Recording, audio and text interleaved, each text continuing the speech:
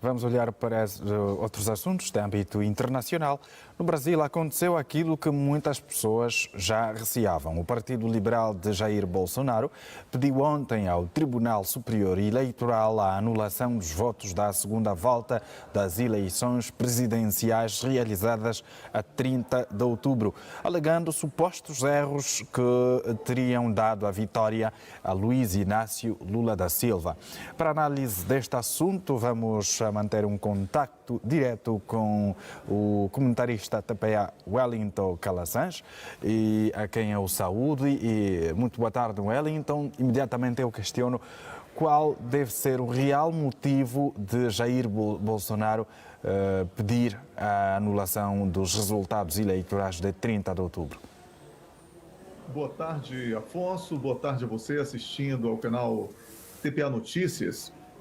Jair Bolsonaro precisa dar uma satisfação a um percentual grande de eleitores que ele teve e que estão indignados com os resultados. Ao aceitar participar das eleições no Brasil, Bolsonaro concordou com as regras existentes. E essas regras são claras. O TSE, Tribunal Superior Eleitoral do Brasil, que só existe em mais outros dois, aí me falha a memória, ele organiza, realiza e julga as eleições no Brasil.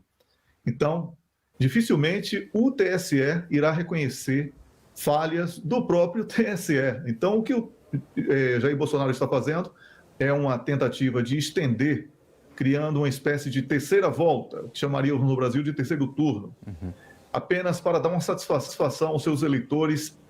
E nada vai acontecer, Afonso. Isso aí é apenas uma maneira de... Perdão? Você poderia repetir? Eu estou com problema no retorno. Certo, é uma hipótese nula. Uma hipótese nula. Você está aplicando a pergunta com a resposta. É uma hipótese nula porque o próprio TSE jamais irá abrir um precedente contra ele mesmo, Afonso. Como eu falei, ao concordar com as regras das eleições, Jair Bolsonaro concordou com tudo o que seria decidido pelo próprio TSE. Não é como em Angola, que a CNE organiza as eleições e que outros tribunais julgam eventuais reclamações.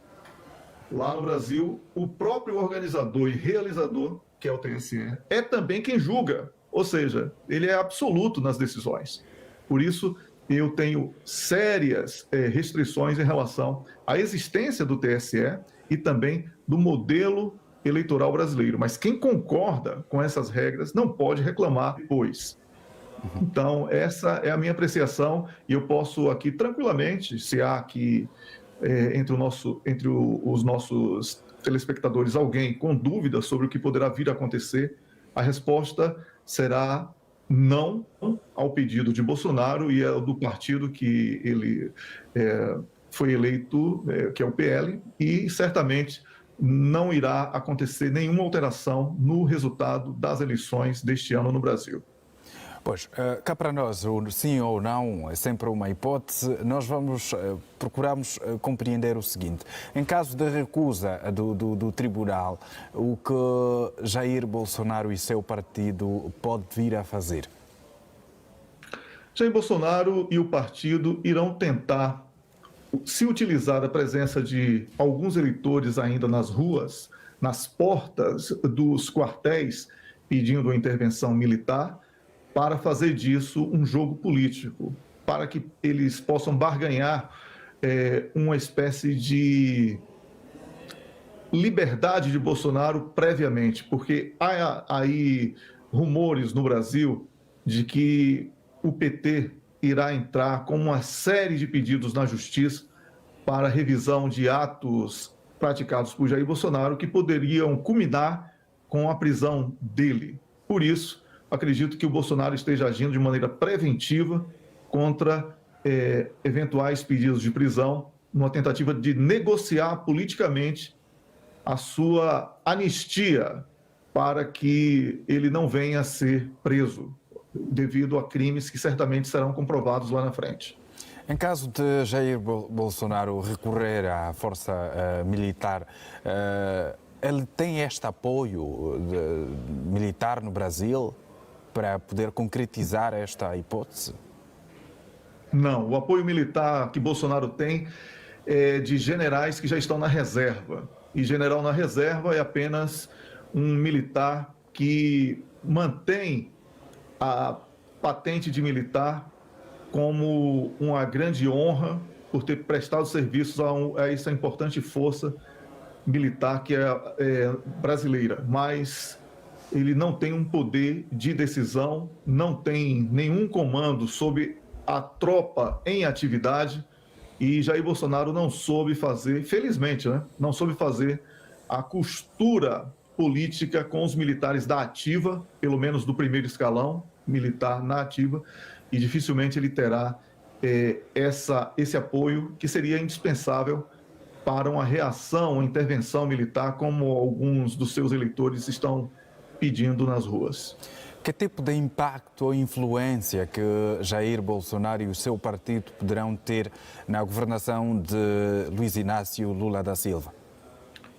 Jair Bolsonaro, a partir do último dia do seu mandato, no dia 31 de dezembro, quando deixar de ser presidente da República, no primeiro dia do ano de 2023, ele não terá mais nenhuma força política e será traído pelo próprio partido, PL, que não passa de um partido que busca oportunidades regionais, não tem um projeto nacional e certamente ele será abandonado pelo próprio partido e será alvo de uma série de processos e por isso talvez ele lute até o último dia do seu mandato em busca dessa anistia prévia que eu mencionei anteriormente.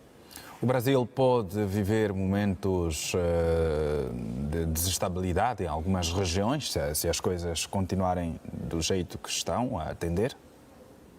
Teremos focos de baderna, teremos focos de preconceito, de perseguição a este ou aquele que, porventura, estejam declaradamente apoiando o novo governo que foi eleito, ou vamos trazer assim, reeleito pela terceira vez, que foi o Luiz Inácio Lula da Silva, né? Mas eu posso antecipar, Afonso, que serão apenas focos e que imediatamente após os primeiros dias de governo Lula, consolidando esse governo, dificilmente eles terão sustentação, porque vira uma espécie de que chamamos no Brasil de choro de perdedor. E é preciso que esse tipo de choro de perdedor deixe de ser visto como algo legítimo, porque não é na medida em que tenta não aceitar os resultados que estão postos. Portanto, é um assunto que parece vai continuar a merecer alguma atenção da nossa parte, da parte da comunidade internacional. O Brasil é um Estado que tem também a sua influência, quer a nível do continente, como também no mundo.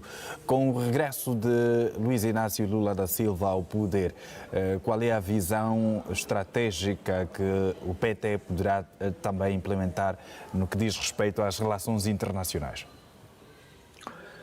Primeiro, o PT precisa acomodar as bases nacionais, né? Como você mesmo falou, é um assunto que nós vamos ter que trazer aqui, porque esses focos poderão se estender por um pouco mais de tempo. E isso não é bom para um governo que está começando. É preciso que Luiz Inácio Lula da Silva, primeiro, deixe muito bem claro, na prática, que ele governa para todos os brasileiros e, com isso, ele acomode as bases no âmbito local e, a partir disso, ele mostra ao mundo que terá ampla condição de preencher uma agenda que Bolsonaro não conseguiu preencher no âmbito internacional, de diálogo com diferentes países e o fomento de inúmeras atividades comerciais e também políticas da agenda internacional que possam ser do interesse mútuo, não é tanto interessante para o Brasil, como também interessante para os parceiros internacionais.